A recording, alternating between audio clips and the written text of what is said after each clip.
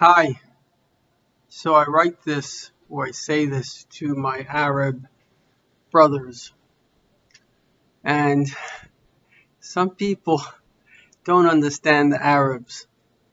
I understand the Arabs very well. In fact, I'm going to reveal exactly who you are to you, and this has been confirmed by my friend. I don't want to put him in jeopardy, but we made a video together. Former terrorist, in fact, a former holy man of Islam. He went to Hajj 10 times. And thank God he discovered that God is not the murderer of how many believe, or how many Muslims believe that God is a murderer, basically.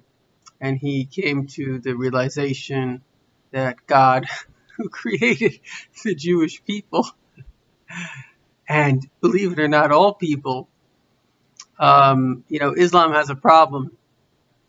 And that is that instead of looking at other people, unless they're maybe a black rapist in a jail, as a potential convert, I want to say this.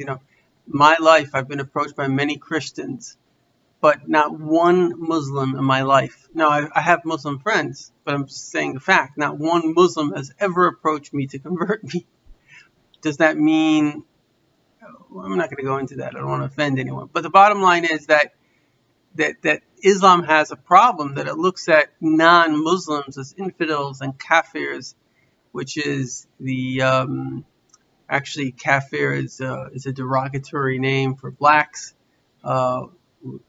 But the bottom line is that it comes from I think a Hebrew word, which is kafir, or maybe it was a Semitic word. Kafir means somebody who's a heretic. So basically, according to every other religion in the world, listen to what I'm saying, every other religion, if you don't follow the religion, you're not evil, right? According to Judaism, if you're not Jewish, then you have 7 laws given to you by God: not to worship idols, not to curse God, not to steal, not to commit adultery, not to murder, to have a justice system effectively, not to be cruel to animals, and basically boils down to faith and goodness and kindness. And if you do that, you deserve heaven. According to Christianity, they want to convert you. According to Buddhism, they're waiting for you to come to them. According to Hindu, I don't know. But the bottom line is, nobody in the world says, oh, if you're not like me, you're evil. Unless basically maybe some of the left-wing groups and Islam. No, I shouldn't say all Islam. There's non-radical Islam, 700 million. But the other 700 million, they believe this: if you're not like us, you're evil. So I want to ask you a question. Let's say you were me. You were born into a Jewish family. You were never exposed to Islam. So why would that make you evil? Maybe, in Judaism, there are laws. If somebody lives in Israel, for example, they have to follow the 7 Noahide laws. And if not, it's never happened before in all of Jewish history. But let's say technically they have the death penalty. But the same Judaism says that first you have to speak to them nicely. You have to use the word before the sword. And really, and this is the crux of the issue that I want to say, is that a friend of mine from Iran, so there was a group of Iranians, and there was a young guy, very bright guy, and so some of the Iranians, they were making fun of Israel, this and that. So he said, listen very carefully. The Iranians are not stupid people. They're very smart people. He said, history has shown, listen to what I'm saying, history has shown that every group that has started up with the Jews has disappeared. Listen very carefully to what I'm saying. The Romans disappeared. The Romans of today are not the Romans of yesterday. The ancient Egyptians have disappeared. Again, they have not the same language, not the same religion. They're different people. The Babylonians have disappeared. In our own time, the Nazis, the communists, they've disappeared. Somehow, think about this, the Jews remain, and everybody that attacks them disappear.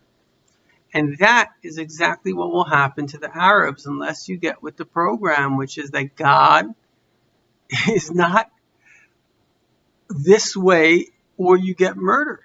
Every single person and every single plant and animal and sun and moon, it all was created by the same God. We all serve him. We all have a part in this beautiful symphony. So imagine this violinist. He says, if you don't play the violin, I got to kill you. You're out of your mind. The conductor wants all the music because we all contribute to this world. So I want to say to you that I love your soul because your soul is beautiful.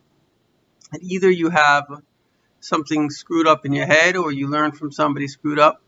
But for what it's worth, every single nation that has attacked the Jews is no longer here. And that will happen to you. Trust me. The one thing I know a little bit about is the spiritual realm. That will happen to you. And if you want to survive, you better believe in the 7 Noahide laws, one of them being do not murder. You can look it up, asknoah.org. And really be a friend to the Jews because that is your pretty much best safety net.